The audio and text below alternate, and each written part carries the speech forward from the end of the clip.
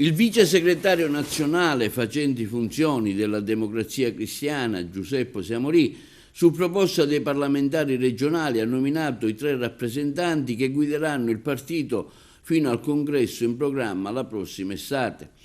La nuova dirigenza della Democrazia Cristiana in Sicilia sarà composta dall'onorevole Salvatore Cascio, Fabio Meli e da Carmelo Sgroi. Si tratta di una scelta sinergica unitaria in accordo con il segretario dimissionario Cirillo e il gruppo dirigente che coniuga l'esigenza di rinnovamento del partito, assicurando al contempo una maggiore collegialità nelle scelte.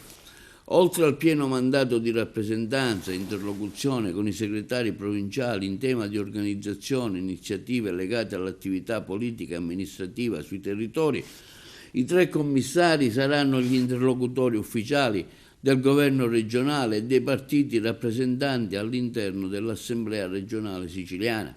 I commissari della DC, già pienamente operativi, saranno presenti sui territori dove anche nell'ultimo periodo gli incontri con la nostra base sono stati costanti per coordinare al meglio le imminenti elezioni amministrative, le regionali e le politiche del 2027.